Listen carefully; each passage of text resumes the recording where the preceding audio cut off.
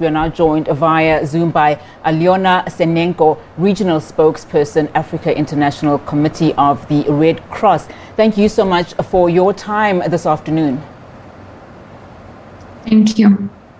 Now, we're hearing all sorts of reports, and one that is, of course, concerning, that of over 3,000 newborn babies in dire need of food and medicine. What's the latest regarding this situation on the ground?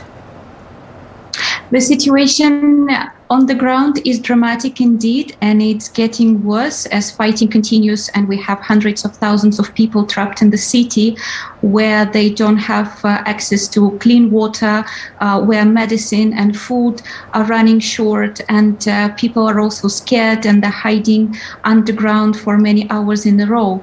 So people do need a respite from the fighting, and they do need to get the urgent humanitarian assistance.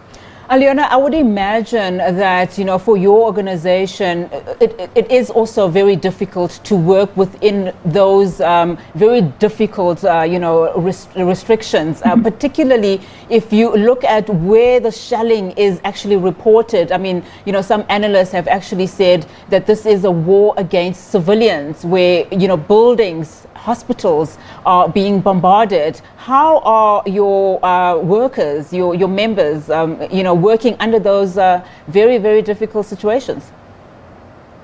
It is indeed, as fighting continues, it is a difficult environment to work in, and we are constantly in contact with all the parties to this conflict and constantly reminding them of their obligations under the international humanitarian law to protect civilians and civilian infrastructure, and also ensure that people can get urgent humanitarian assistance. Now, we hear a lot about the people that have managed to leave Ukraine. For instance, that number now sitting at around the region of 2.4 million people. But as you've said, there are many people that are left trapped within the country. Talk to us about what you know about these safe passages that had to be created so that people can then leave Ukraine. What we know is that for us it was extremely difficult to work in this situation, and many people couldn't leave because there haven't been concrete agreements between the parties. So what we were calling for and what we were asking them continuously is to make sure that they come to specific concrete agreements on the ground, to allow our teams to work, and also to allow people who want to leave the city to do so in safety. But unfortunately, until now, this hasn't happened.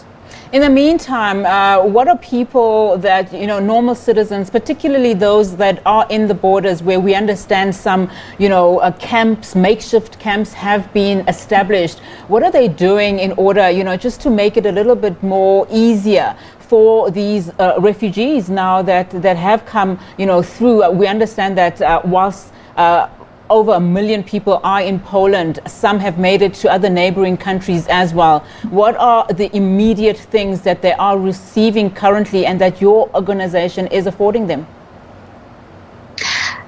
It is indeed a very difficult situation for now, if I'm not mistaken, over 2 million people who have fled the country, and many of them, they haven't brought anything with them. And they are stranded at the border, very uncertain about their future, about when, how, if they will be able to go back to their homes. Luckily, has been a lot of solidarity in these border areas among just regular people who have been showing a lot of support and have been welcoming and trying to assist as they could the refugees.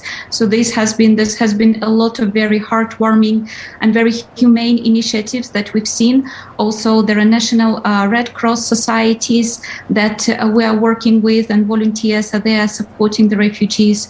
And for us, the main priority until now has been to scale up our response inside Ukraine as fighting continues, and we have been sending more people and more supplies into the country. How are you able to do that, Alyona? I mean, we're speaking now about particularly Mariupol, a city where 400,000 people who are trying to leave cannot do that. They can't find, passages to do that. How are you able to scale up as the Red Cross bringing in more aid into the country? Are you protected in any way?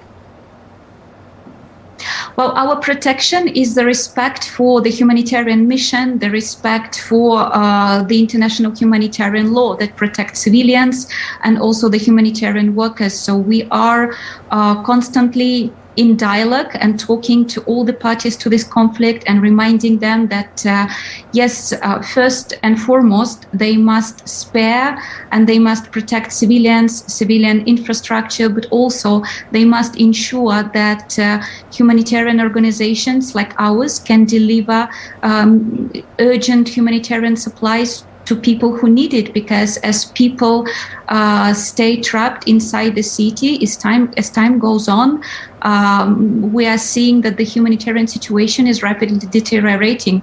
For now, there's still food, but the food supplies are running very short, and we just don't know how long they're going to last. Especially when one hears of the many businesses that have closed down in a lot of the cities in Ukraine. Just as a final question from me, I mean, we have talked about just the sheer number of people that have fled Ukraine, well over 2.4 million. It's been described as the largest number of refugees in a space of just 2 weeks, and being described as what we saw in since World War II as an example.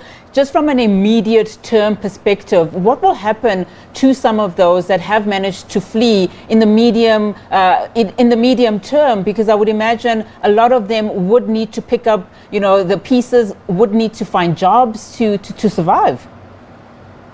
I mean, it is a very good question, and it is the same question that all of those people who have fled the country are now asking themselves. They have reached safety, and it is a huge relief, but now they also need to think how to put their lives back on track, how to find jobs, how to find places to live. Many of those are people from the middle class who had they left behind their lives, they left behind good jobs. So it is an incredibly dramatic situation, and I don't have the answer for you right now, but I don't think that anybody has it. And that's the problem with this crisis. A lot of people do not know what will happen next. Well, thank you so much for your time, Alyona Synenko. Thank you. And of course, she is the regional spokesperson for Africa International Committee of the Red Cross.